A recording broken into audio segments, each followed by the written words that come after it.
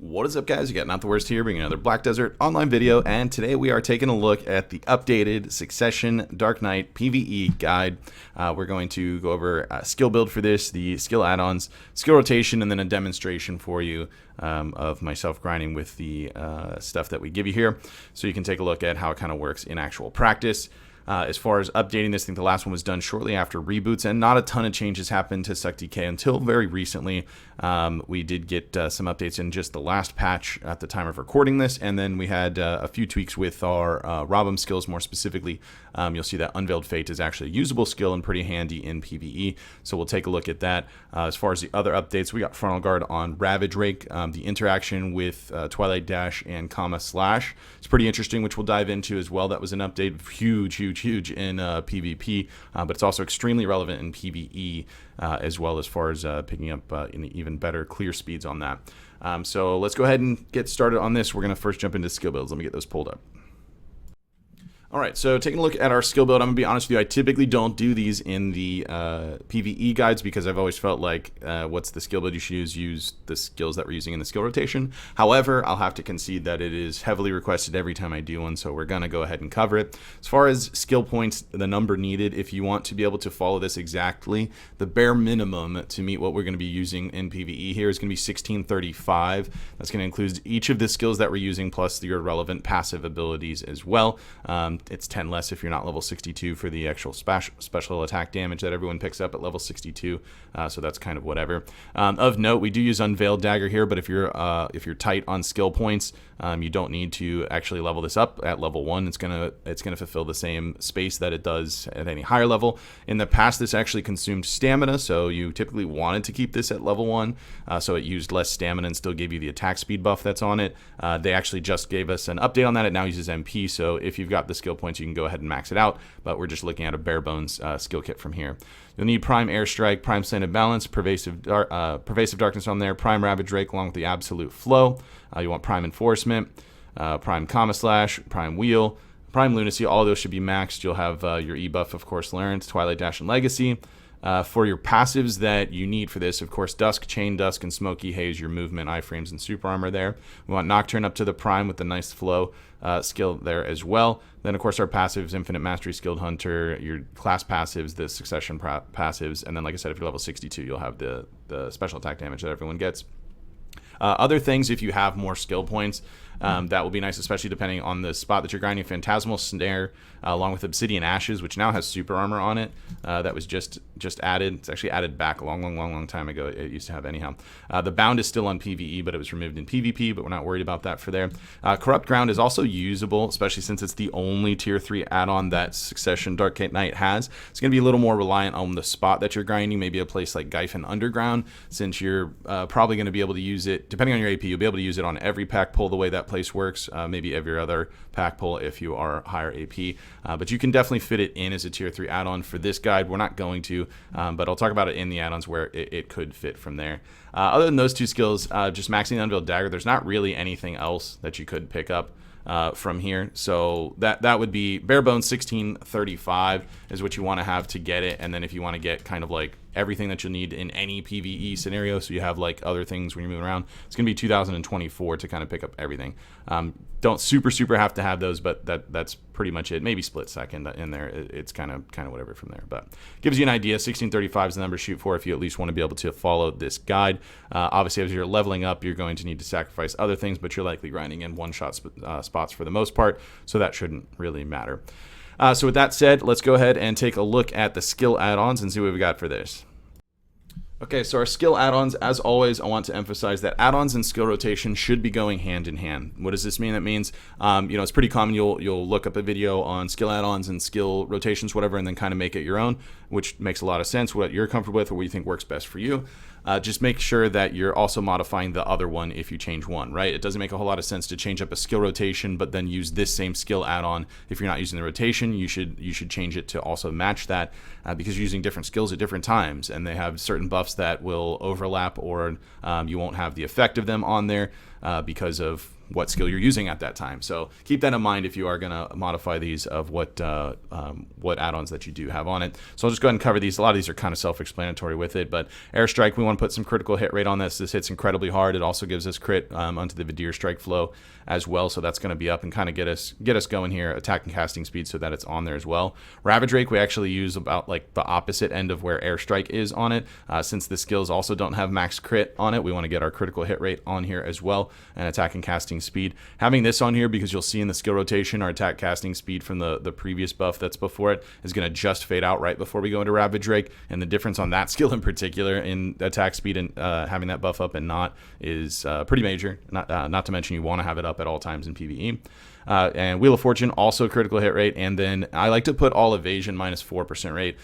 There's two reasons for this. Number one, Wheel of Fortune and Lunacy have really good coverage as far as hitting the number of mobs that are around. And number two, if you're grinding a place like, let's say, Hex Sanctuary, even at end game gear, the accuracy requirement's pretty high up there. Putting all evasion rate minus allows us to do different things. Like for instance, if you want to run one Jin Viper and one Dark Red Fang, so that you can hit max crit without a Spirit Perfume Elixir, and then run like a Perfume of Courage to really maximize your PvE there. You can do that with things like this, but because we're sacrificing that Jin Viper, you're going to want something like the evasion rate. Putting it on wheels, nice low cooldown, and then getting that debuff. It's actually going to hit all of the mobs around you at a place like Hex. Obviously, you can swap that out for something else, pick up a little extra damage, or maybe you want to put monster damage in on this one. Something on those lines if you don't need the extra accuracy for it, so just keep that in mind. Pervasive Darkness, we have back attack damage and critical hit damage both on these. That is because where this is in the skill rotation is when we're actually going to really start picking up damage when the big skills start coming in. So we're going to just squeeze a little bit extra out of those two from there. Twilight Dash, this one's going to be new to skill add-ons, at least in the way that we use it. We've got extra AP against monsters and all accuracy rate plus 4%. Accuracy rate, again, pretty self-explanatory, although even if your accuracy rate is fine, I recommend putting that one on because you don't need to actually... You can put it on something, find space for it. You don't actually need to hit multiple monsters to get that. You just need to actually use the skill, hit one hit on it, you'll get your accuracy rate buff, and this will also help you if you're grinding on Arsha in general. You do want to have some accuracy up, so definitely not going to hurt you there. The extra AP against monsters is on here because it's actually going to be the very first skill in the skill rotation, so it's going to pick that up, and we'll go into Airstrike to get our attack speed directly after it. Then we have Spirit Legacy. I think the minus DP is pretty standard on this. There was actually a time, and you could definitely run this if you don't need the minus evasion rate. I'm pretty for actually putting this minus DP on Wheel of Fortune, and again, this is because of the coverage for it. When I say coverage, I mean the space that you're filling to hit the mobs around you. Spirit Legacy being directly in front of you, especially, again, I'm just going to use Hex as an example, or if you are at like Gyphon Underground and you have the Despair spawns up, so they're coming up behind you and that sort of thing.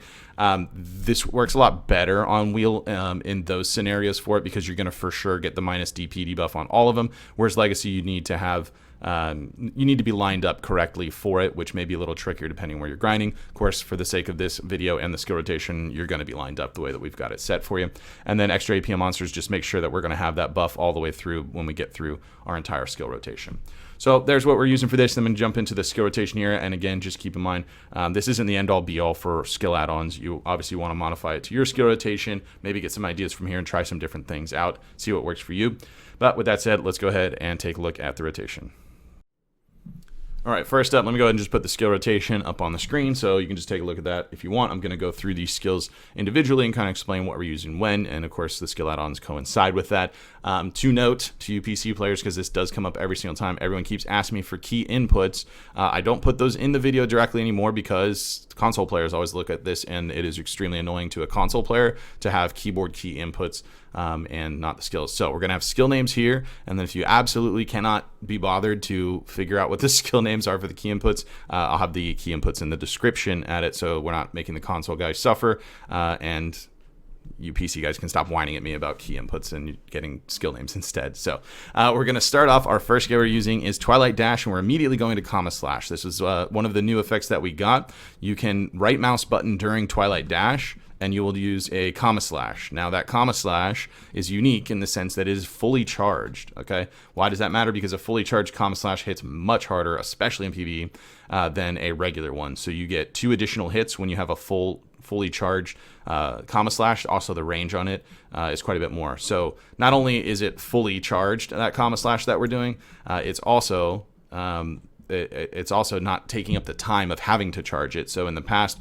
skill rotation, there was actually a point where you would full charge a comma slash and then maybe dusk behind to get that damage in there, which is great. You don't need to do that at all with the new updates. You can literally just go directly into directly from Twilight Dash into that comma slash, right? And that's going to get us set up with our monster damage right out of the gate. So immediately after doing that, we're going to Airstrike into Vidir Strike, which hits very, very hard from there. We have all of our relevant buffs up at this point. That's critical hit rate, that is, attack speed, and our monster damage at skill add-ons are now all up in those first 3. After that, we're immediately going to turn the camera because you're going to be at back attack after that Vidir Strike. Going to Slanted Balance into Spirit Legacy right away. So now we've got our minus DP debuffs in there. The Slanted Balance in general is just good coverage. It's a nice little bit of extra damage to hit mobs. The range on it in succession is really, really good, and it's actually kind of a cone shape. So you'll notice when you Slanted Balance, it's not just directly in front of you. You'll actually be damaging mobs outward here. And since we just did the Airstrike into Vidir Strike, we should be right on the back end of the pack. So we're going to back attack everything by doing that. Now from here, you are going to change things up depending on what's off cooldown. What I mean by that is you're either going to Unveiled Fate, which was updated now. It now gives a 10% attack speed for 10 seconds, whereas it used to be 10% for 5 seconds, which is not great. It was updated, so it's 10% for 10 seconds now. It was 5% for 10 seconds, and Unveiled Dagger is 10% for 5 seconds, right? So this was a slower than Unveiled Dagger used to be. It's now as fast as it, but it's twice as long. So this 10 seconds are going to give us full coverage throughout the entire skill. Drawback is it's an 18-second cooldown, so you're not going to be able to repeat this one when you go through the skill rotation. You can go from start to finish, rinse and repeat, but the Unveiled Fate, you need to pay attention and watch when it's off of cooldown. If it is, no problem, you're going to Unveiled Dagger instead of Unveiled Fate just to fill that in. If you don't like it and you're the type that just wants to like press the same buttons again and again and never worry about it, then don't worry about an Unveiled Fate and just use Unveiled Dagger. I will say though, the damage is relevant on it. It's not terrible, and the buff is super, super good. It does have a minus 15 DP on it, but that's gonna not matter because we have Spirit Legacy that's in play, and it has a better DP, minus 20 on it, so it would overwrite it if you did it afterwards. Anyways, so you're going to go ahead and throw that in from there. From this point, if your mobs turn around, you need to pay attention to that. If you'll dusk behind them, if that's the case, you'll see me doing that at Hex Sanctuary, but at other places you won't if they're still facing the other way, like Succ, they're a little slower to turn from that. So from there, we're going to get in our Pervasive, and then, of course, the Enforcement into Flow. Pretty straightforward from there. If they didn't turn, if you didn't dusk, then you're most likely going to dusk after that Enforcement because we want to maintain back attacks. From there, again, this is just going to depend on where you're at. And make sure you're playing heads up and paying attention to what's going on. And then you're just going to wheel into Lunacy and immediately go Nocturne and place the damage on it. That's the Nocturne Flow by pressing the A key. So that'll put you behind the mobs once again and give you back attacks instantly. And the damage is pretty darn good when you press that A key after Nocturne. So you Lunacy and then hold RMB to go into Nocturne, and then press A will give you that attack animation and teleport you behind the mobs as well. Then you're going to just finish up with Ravage Rake. This is also why we put attack speed and crit on the Ravage Rake there, because as you'll see in that rotation, those are both going to come down right about that time. They'll both come down right during that. Since Ravage Rake doesn't hit max crit, this is going to help us maximize it. And then we've also got our attack speed back up so that it doesn't become the world's slowest Ravage Rake ever, right? You want it to zip through pretty quickly. And that's the entire rotation. You're going to be right back and see everything's off cooldown, so you can go straight into Twilight Dash again and rinse and repeat. The only things you're paying attention to is your Unveiled Fate off of cooldown, and then just positioning of the mobs that you're on, and you'll get an example of that in the demonstration segment that I have where I'm at Hex. So let me go ahead and go through it a couple. I'll just do it like twice in a row, one with Unveiled Fate and Unveiled Dagger, so you can just see the whole combo.